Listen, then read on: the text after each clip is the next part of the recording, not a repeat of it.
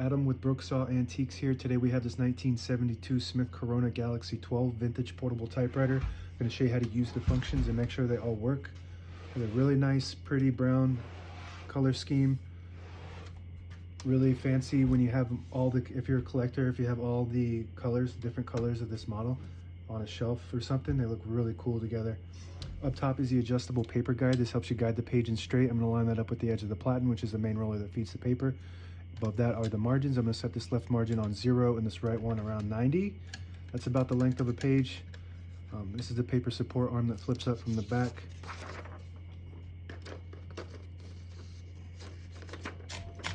And this is the paper bale that sits on top. It's got 2 adjustable rollers.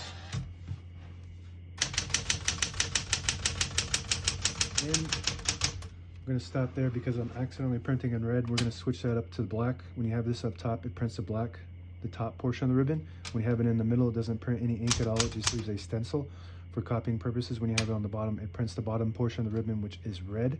So we're going to move that up to black, and I'm just going to backspace to the spot I was at before I typed the stencil.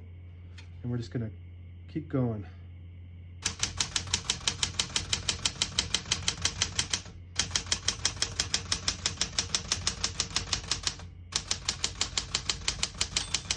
Once you hear the bell, you're at the end of the margin. Hit this line space, get you back to the beginning, and skips 1, 2, or 3.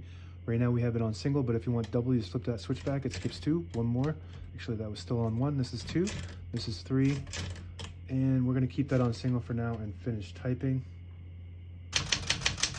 As you can see, all the keys type nice and none of them skip or stick. I'll type a sentence in red on the next line with the switch. I'm going to switch that down.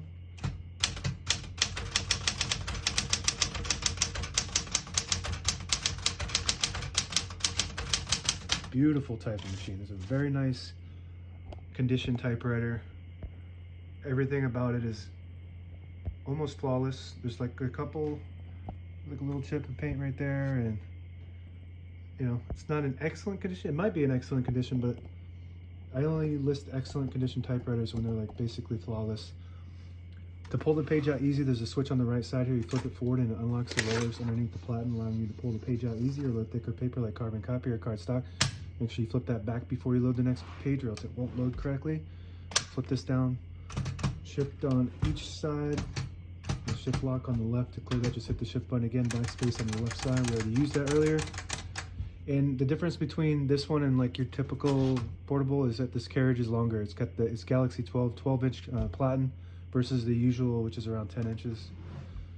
So it's got a little bit wider of a carriage. MR on the right side stands for margin release. When you get to the end of the margin, it blocks you from printing. And if you hit that MR button, it will allow you to go all the way to the end.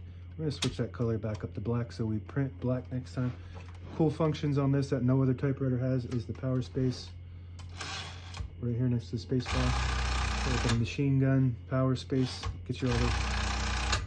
It's just a cool function. It's not really that necessary. Just like this key right here, this brings all the keys down like if they get stuck. This will bring it down. I guess so you don't have to touch the keys and get ink on your fingers. And also it's got custom keys. So this 1 and the exclamation point and this plus and equal sign are custom keys, which I don't think you can get anymore unless you just get from somebody that has parts. But the actual type bar head has, you can remove that and put a new one on, and these little caps come off too. So that's cool when they had this widely available, so you can just get custom keys. People would use accent marks.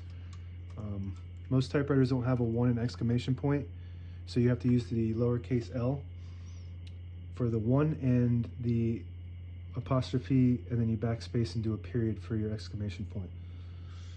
But this one has it, so already a step up. This is your tab function. Right now we have all tabs set on 10 space intervals, so we're going to clear those by hitting this clear button to the right of that. So I'm going to go to each one and clear them individually. So now we don't have any tabs.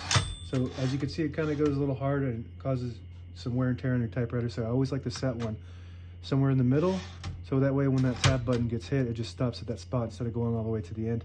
And you can set as many tabs as you want on this model. On the left side here is the touch control, low, medium, and high.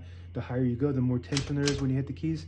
You do have to hit them harder for them to print, but they respond faster for faster, more experienced typers. This hood slides to the front like that, and you can access the spools and the key area. All the brand new ribbons loaded on the left side, so it's pulling to the right. If you want to switch that direction, there's a little switch behind the left spool. You push it backwards and it'll pull counterclockwise to the left. You push it forward or up and it'll pull clockwise to the right. That's the way we want it.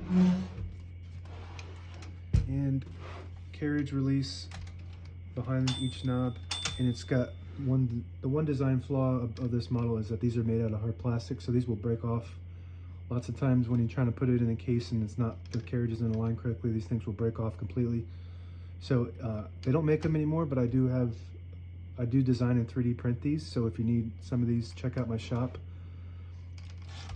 I do have a 3D printed one on the other side. I'll show you that when we get to that side. This is the carriage lock.